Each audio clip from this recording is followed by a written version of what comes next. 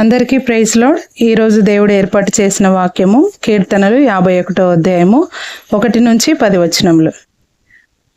దేవా, నీ కృప చొప్పున నన్ను కరుణింపుము, నీ వాత్సల్య బాహుల్యము చొప్పున నా అతిక్రమములను తుడిచివేయుము. నా దోషం పోవునట్లు నన్ను బావుగా కడుగుము, నా పాపం పోవునట్లు నన్ను పవిత్రపరచుము. నా అతిక్రమములు నాకు తెలిసే ఉన్నవి, నా పాపం ఎల్లప్పుడూ నా ఎదుటనున్నది. నీకు కేవలము నీకే విరోధముగా నేను పాపం చేసి ఉన్నాను, నీ దృష్టి ఎదుట నేను చెడుతనము చేసి ఉన్నాను. కావున ఆజ్ఞ ఇచ్చినప్పుడు నీవు నీతిమంతుడుగా ఆగుపడదువు, తీర్పు తీర్చినప్పుడు నిర్మలుడుగా ఆగుపడదువు. నేను పాపములో పుట్టినవాడను, పాపములోనే నా తల్లి నన్ను గర్భమున ధరించెను. నీవు అంతరంగంలో సత్యం కోర్చున్నావు, ఆంతర్యమున నాకు జ్ఞానం తెలియజేయుదువు. నేను పవిత్రుడ నగునట్లు హిస్సోపుతో నా పాపం పరిహరింపుము, హిమము కంటేను నేను తెల్లగా నుండినట్లు నీవు నన్ను కడుగుము.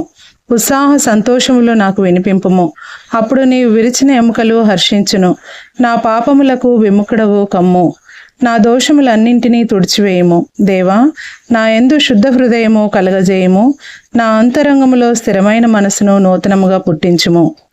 దేవుడి ఈ వాక్యం ద్వారా మరి దావీదు మహారాజు బెత్షెబా యొద్దకు వెళ్ళి పాపం చేసినప్పుడు నాతాన్ అనే ప్రవక్త వచ్చి దావీదుతో మాట్లాడుచున్న మాటలు ఇవి. దావీదు దేవుని సన్నిధిలో కూర్చొని ఆయన పాపం ఆయనకు తెలిసి ఉన్నదని, ఒక్కసారి నన్ను కృపతో జ్ఞాపకం చేసుకో, నీ వాత్సల్యంతో నన్ను జ్ఞాపకం చేసుకో, నా అతిక్రమములు నా దోషము అన్నీ ఆయనకు తెలిసి ఉన్నాయి కదా అనేసి దావీదు మహారాజు అడుగుతున్నాడు. అదే విధముగా మనం చేసిన అతిక్రమములు పాపములు మరి మనం ఏ విషయంలో కూడా ఎక్కడైనా తొలగిపోయి ఉంటే దేవుని సన్నిధిలో కూర్చొని దావీదు మహారాజు ఏ విధంగా అడుగుతున్నాడో, ఒక్కసారి నన్ను కూడా కృపతో జ్ఞాపకం చేసుకో, నీ వాత్సల్యం నా పట్ల చూయించు ప్రభు అని మనం కూడా అడగాలి.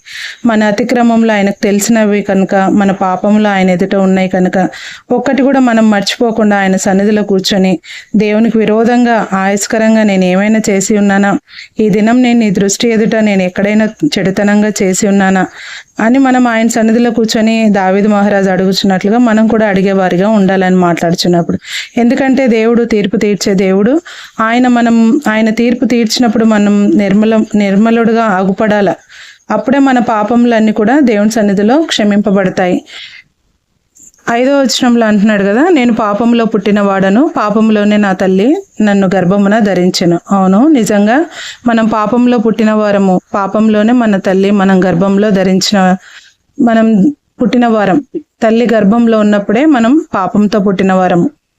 దేవుడు ఒక్కడే పరిశుద్ధుడు. మనము ఆయన సన్నిధిలో మరి మన పాపములు మన తల్లి గర్భంలో నుండి ఎలా వచ్చామో అవన్నీ జ్ఞాపకం చేసుకోవాలి. అంతరంగంలో ఏది కూడా మరి దేవునికి ఎలా ఉంటున్నామో, దేవుడు హృదయాలను చూసే దేవుడు కనుక ఆయన సత్యాన్నే కోరే దేవుడు.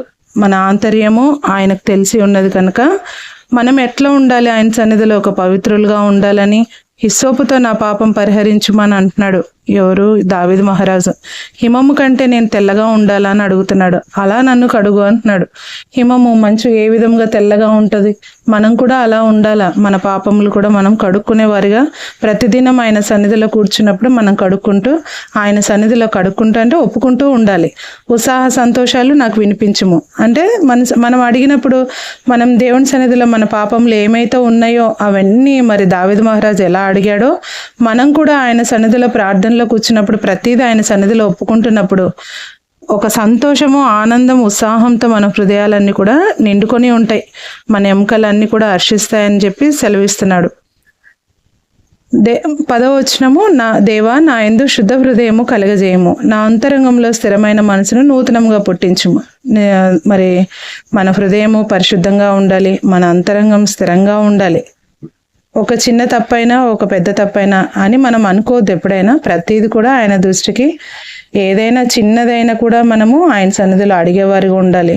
అప్పుడే దేవుడు మనకు స్థిరమైన హృదయాన్ని, శుద్ధమైన హృదయాన్ని దేవుడు కలగజేసే దేవుడు అని మరి దావీదు మహారాజు ద్వారా ఈ దినం మనతో మాట్లాడిన మాటలు మన కుటుంబాలలో, మన జీవితాలలో దేవుడు దీవించాలని ఈ మాటలు మన వినికిడిలో మరి దేవుని సన్నిధానంలో మనం అన్ని గోజాడినప్పుడు ఆయన సమస్తం ఇచ్చే దేవుడు కనుక దావీదు చేసిన ప్రార్థన ద్వారా మనం కూడా ఈ ప్రార్థనలతో ఏకీభవిస్తూ మన కుటుంబాలు ఆశీర్వదించాలని యేసుక్రీస్తు నామములో అడుగుతున్నాను తండ్రి. ఆమేన్.